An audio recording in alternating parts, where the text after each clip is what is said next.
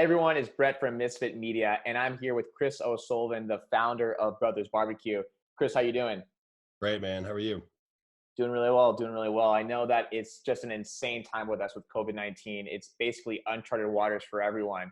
From our phone call this morning, I know that you guys are not just surviving, but really thriving during this time. And I was just so inspired by kind of what you guys have been up to, how you've been doing so well during this time. And I thought so many other restaurant owners who follow us, so many other clients of ours would really benefit from this conversation today. And so if you can, I'd love you kind of give a rundown of what you guys been up to not just stay afloat, but really do well during this time with COVID-19 happening. No, I appreciate that. I think first and foremost is what we wanted to make sure that our employees were taken care of. So Yep. when this was coming down, and we could kind of see the writing on the wall where we saw Italy, Spain, France kind of going in that direction, we kind of knew that there weren't going to be large gatherings, that catering was definitely going to suffer. So we wanted to make sure that we made some bold moves early. I think that was the key for us, was making sure that we could make those tough decisions early on, so that we needed to make tough decisions quickly. So that's what we did. So we have a catering commissary, and we shut that down because we knew that catering was going to go to zero. So we made sure that Got we it. could put all of those employees into the restaurant. So a little background on Brothers Barbecue: we have 5 local restaurants around Denver Metro. We had a catering commissary, an airport location at DIA, and then another location with Kroger and King Soopers at a Kroger Marketplace, where we have a Yep. full service restaurant there. So the first to go was our catering commissary. Closed that down, moved everybody into the store level, which was good. Our catering director is pregnant, and so she was about to take maternity leave, so that kind of worked out in that way. And then everybody else went into the stores, so we could absorb their salaries. And Got then it. we closed the airport location because there was going to be no flights, and we were smoking everything off site at our commissary, delivering there. So that location closed. And then we went from a full service just to a grab and go cold case down at the King Soopers location. And so Yep. we made these decisions very quick. And so we knew where we needed to be. Then we cut all overtime hours and made sure that everyone that was in salary went into the store level, and we reduced hours.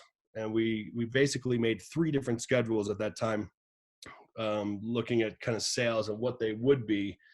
And we jokingly made one that was like our doomsday schedule, which was like if everything got closed and we could only do takeout, what that would look like. And so we made that schedule.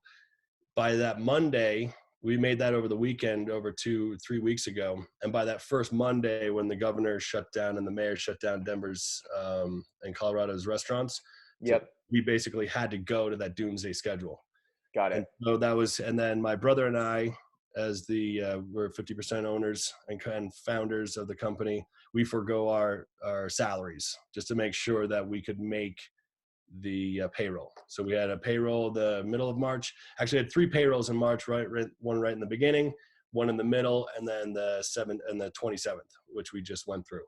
So we wanted to make sure employees, first of all, were taken care of, and then we could operate under the new standards put out by the governor and the mayor.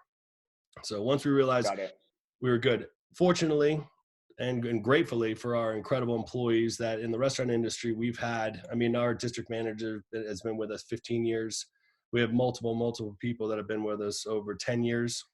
So we have a lot of people that have been with us for a long time that actually went through the 2008 and 2009 crisis, the financial crisis. So Yep. we've been behaving as a company like it's been 2008 and 2009, because we went into that not as a strong, not in the position that we are today. So we got to a place where we wanted to operate on 0 debt and making sure that we weren't kind of leveraged in any way, just in case we didn't know what was going to happen next. Obviously, no one could have predicted this, but this is exactly the way why we behave fiscally for those many years is for today. And Absolutely. so we're in a strong position financially to go through this, which was good. And then our concept, it's takeout, delivery, pickup, And so we were already doing all those things. We had relationships with DoorDash, Grubhub, Uber Eats. We co-brand with DoorDash. So we, our utensil packets, our bags, all our DoorDash and Brothers Barbecue and a co-branding. We did all of these things before. So we also did advertising with DoorDash and Grubhub where they take a percentage of the sales, and we were able to offer free delivery in a lot of our areas. This is all before all this came down with COVID-19. And so Yep. we were in a good position. So if you were in our area and you turn on DoorDash or go on the app, usually if you're looking anywhere near Brother or Barbecue Brothers is always going to be the first thing up. So already we were in a good position with those companies doing that sort of thing. And then Amazing. we had relationships, obviously, with Misfit Media, which was huge because we were able to get the word out to our subscribers and to a lot of other people that, yes, indeed, we were open. And that was the main thing that we wanted to do right off the bat, was to say, we're open. We can do takeout, pickup, delivery, curbside pickup, whatever you need. We can do that. So getting the word out that we were open was number one. We Got also it. had relationships with radio stations, 103.5 The Fox here, and their number one morning show, Rick Lewis show with Kathy Lee. We advertised with them Monday, Wednesdays, and Fridays, and that's a Yep. yearly thing. So we were able to bring some food down to them with a no contact delivery, let them know that we were open. So they got that on the airwaves. Also 104.3 The Fan, sports radio. We do a thing with them called the War Room. So we were able to get the word out through them. 92.5 and then KOA. So we just, that was the main thing, was getting the word out that we were open. Got it. At that Got it. point, so it went employees, making sure we could take care of them, making sure people knew we were open. And at that point, it was running business and making sure we could get all of our food and supplies into Brothers. Got So it. yeah, so we did that. And then about a week and a half into this, we realized that we were doing really well. And Wow. so I was super grateful to be able to turn the 50% of business that we were doing before into 100% of our business. And some of our locations in the Denver area, because of the density, are actually doing better year over year from last year. Wow. That's amazing. That's amazing. Yeah, and I love that story. I love what you guys have been doing. It sounds like obviously a lot of preparation came to this. It sounds like obviously the experience you guys had in 2008, 2009 really prepped you guys for this, to be aware of something that could happen again, which is huge. Obviously, I know a lot of other restaurant owners went through that recession as well, and so they know what it's like, and they know what it could happen again. Right. Obviously, with COVID-19, it's been a totally crazy situation, like a recession, but almost worse because you can't even go outside and oftentimes, right? It's And way so worse. I mean, even through the financial, whatever recession that we had, you're still allowed to be open. yeah, We were still allowed, so you could think of different ways. We created a rib night, for dollar ribs and fun around that, because people still wanted to go out, and you had to look at value for money, but your ability to operate wasn't taken away. I mean, totally. if you're looking at a large bar downtown with the St. Patty's Day, a big Irish bar that seats 700 people, you're dead in the water. There's not, you can't do enough takeout to compensate for that, or sports bars or fine dining. So once again, we were just lucky to be in the position that we were in. And Absolutely. that's what led us to where we are now. So about a week and a half in, we realized that sales were going well, much better than I expected, which was great. We were able to bring more people back at their full hours, and so bring a lot more people back. And then also the people that didn't feel comfortable working there, that was fine too. They could take their 2 weeks or whatever they wanted to do. But we wanted to make sure that all the restaurants were a safe environment. So we had these big 4-foot circles made where people can stand. We didn't want to just put up caution tape or duct tape. We wanted to put thought and effort into. So if you look at Brothers Barbecue on Instagram, you can see the pictures that we had put these, like, they're right on the ground. It says, please stand here with our logo. And there's big stickers that are meant for the ground. Got And it. it wakes people up, because obviously we didn't want news blaring and things like that when you come in. So we still have the sports on the TV, old sports now, and blues playing and things like that. So you're taken out of the whole day to day. But at the same time, people are still walking straight up to the counter. within Yeah. like 3 or 4 feet of people. So we wanted to put some tables in front. We split the restaurants. We took off the not allowed to use the bathrooms, and then nice big circles where people could stand. So we had at least 10 feet in between our employees and our customers. Wow. So safety was first, but we wanted to have the safety aspect of it something that we thought about, and that you could see that we thought about and put money and effort into that kind of into that safety. So not only Absolutely. so our employees felt good, our customers felt good. By seeing that, they kind of wake up without it being rude, and then they realize, okay, yeah, keep your distance and social distancing and that sort of thing. Yeah. So, And so obviously in this situation, you want to make sure you have your employees back, make sure they're safe, make sure they're still getting paid. I love that you guys cut down the things that you thought obviously weren't going to be happening, like catering, right? Saving your costs there, but reallocating those employees' efforts into another way, which is in store. So right, being more strategic with those employees. And then obviously, I love the aspect of converting the full service restaurants to strictly grab and goes, obviously cutting costs there again, and yep. really allocating towards the efforts that you guys are currently doing. Um, can you speak to us a little bit more, Chris, also about, like, I know you mentioned on our phone call earlier about what you guys were doing for the local community, as far as catering towards that crowd, which was so amazing that you guys did. And that, so what we looked at that point, once we were able to take care of our employees, take care of the safety, mentally, physically, and then also monetarily, we said, what can we do now? Because we were in a fortunate position now. We can give back to the community. And what does that look like? So we partnered with 1035 The Fox again, Kathy Lee and the Rick Lewis Show with Rick Lewis.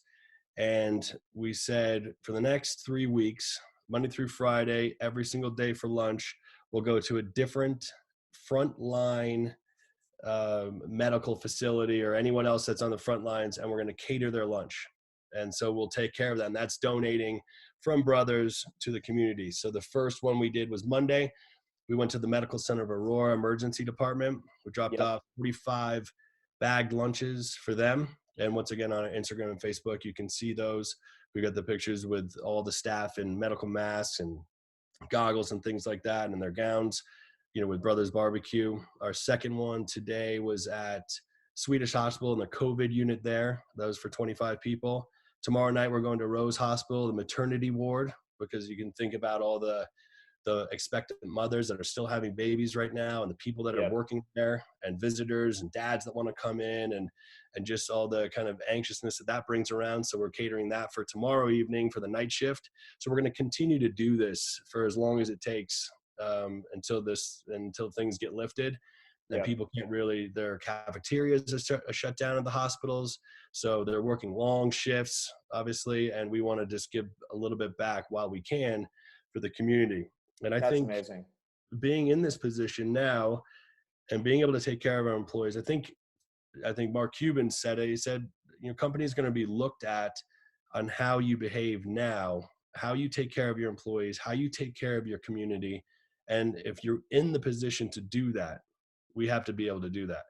And we are doing well. Obviously, we're going to be down from last year and not even close to the numbers that we did a year ago when this whole thing is said and done. But we do have an opportunity to be able to help. And I think it's our duty to be able to do that. And that's what we're doing. Yeah, and that is so respectable. I mean, Chris, that when I heard that, I was so taken back, because I've heard about probably every single strategy you can imagine during this time, but you were the first person I spoke to personally that said, you know what, we're actually giving back right now. We're giving it to those who really need it right now, which is those in the hospitals and staff, helping those people that are actually, like, in a bad place, and that's Right. amazing. Yeah. That's also, like you said, I think something that customers in your local community, when they see that, when they recognize that, they're going to remember that for the next 10 years. Right. And the moment we climb out of this mess that we're all in, they're going to be rushing to your guys' restaurants. They're going to remember who was there to help when people needed it. And it was you guys. And that's fantastic. That is so, so cool. I appreciate that. Yeah, it's great. And it makes our employees feel good. It obviously it helps the community, and it feels good to be able to do it. And I think if it inspires other people to be able to, because at first, I'm the same as everybody else. You feel like, oh my God, are we going to make it through? Is it, financially, how is this going to look? And you want to make sure that you're solid, because one day it will end, and you want to be able to open up on the other side and Yep. be in a strong position. But once we were in the middle of it, and realize, okay, no, we're going to be all right. We're going to get through this and we're doing well. Now it's time to give. Absolutely. Yeah. Absolutely. I mean, I think also in this time, what you got to think about everyone who's a lot of restaurants that we work with, or are looking to work with, right? They haven't even tried delivery before. So I think for a lot of people, it's a foreign concept to them. Right. Obviously for you guys, you were very familiar with it. Do you have any specific tips or tricks, as far as, I know we spoke about getting the word out, but it sounds like obviously you guys like using DoorDash, you guys like using Grubhub.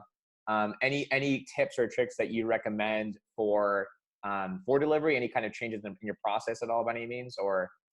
Making it as safe as possible. So we went to individual meals. If you think about barbecue, say if you're ordering for 50 people, you would get a big pan of pulled pork and, one pair of tongs, plates and buns, and everyone's using that same thing. So we went to an individual bag lunch system or Mm, 3-compartment sealed system, so that even if you are ordering for 50 people, it's put together with masks and gloves, and then you get it and it's your own. So you're I not love it. sharing it with anybody else. All of the utensils are in an individually wrapped package. So safety, I think, is key. Yep. I'm not in fine dining, but I know some of the other places around town here, like Barolo Grill and some other really cool places, are doing like a limited menu. So they're taking obviously fine dining and they're packaging it. So they're making it for a family of 4 or 6, and maybe they can make 3 or Yep. 4 different packages, but simplify the menu, Yep. because that's going to be another problem. Is what we're finding now is that we're with Shamrock Foods, and they've got, I think, company wide, maybe over $100 million of inventory just sitting there. Yep. And so they're bursting at the seams because all these restaurants that were ordering this food no longer can order it. Especially if you're looking at when they close the mountains. I mean, they literally close the mountains, Vail, Aspen, all the ski resorts, and so Yeah. that's a ghost town. So you have Shamrock Foods, so they don't have any POs or any trucks bringing in products. So we're realizing some of our priority products, like our ribs that we spec and our hot links that are made specifically for us, our French fries and things that people are used to, they're trying to say, hey, we got to sub this in, but we're finding ways to make sure that we continue to talk with the people that do our ribs and our companies and talk directly to them. So if I don't have to go through Shamrock, I can go through somewhere else. So there's a business side of this. And Yep. at first, it's difficult when you see all the people that are suffering from this, and my friends in the restaurant industry and people that we know. You feel bad almost kind of going back into business mode, but you really have to do that in this situation once you realize, okay, we are having customers. Our customers deserve the best from Brothers Barbecue. They deserve what they're used to getting at Brothers. And now we're also going to have an influx of a lot of new people coming to Brothers Barbecue because there's not a lot of options and a lot of people are closed. So you might get first time customers. And just in a business sense, with first time customers, you got to be able to wow every single one of them. And so Yep. you can't be using a rib that's not your spec, and it's skinny and it doesn't have a lot of meat on it, and you're serving it, but you get it at a great discounted price. That's not what we're going for here. We have to make sure that the quality, the customer service, and everything that we do on a day-to-day basis that makes us successful has to continue. And so your brand image and even your ethos has to continue to be the same through this, which is difficult Yep. because it doesn't feel like a time where you should be in a business mode. Yeah. But if you're in business, you have to be there once you've taken care of all the necessary steps to make sure that your people are safe. Absolutely. And I love what you said about doing the family packs. I mean, that's a huge thing. I mean, you have so many families with, families of 4 or 5 or 6 maybe, right? And Right. they're all at home, they're all together. You have the mothers and fathers trying to feed their families. Right. I mean, if they're doing delivery, that's a huge opportunity, not just to help that family, but also for you guys, it's a better system to drive that check value up, right? Obviously. Yep. And I absolutely love that. I mean, I'll tell you from personal experience. I mean, I've been working from home for the last week, and I'm getting pretty sick of my own meals. So I'm looking. So other thing to mention too, which is also like a silver lining in this situation, is like you said, a lot of restaurants have closed down completely. It's a totally polarized market right now. Some people have said, you know what, we're going to totally shut down. We're going to try to wait out the storm until it passes. and they're shutting down. And then some have said, you know what, this isn't the most ideal situation, but like yourself, how can we find a silver lining? What can we do to take advantage of the situation and do really well and help the community? Right. And then you're thriving. Right. So cool thing about that too is to mention is as you know, we're going to get the word out for you guys about this new brand awareness, promoting that what you guys are doing, what you're offering, the great you've done for the community, which is so amazing that we can't wait to spread the word on. The cost to advertise right now has also gone down quite a bit because there's less people advertising. You know, Right. it's the supply and demand. As ads work off a bidding system, if there's less people advertising, the cost to reach these customers goes down.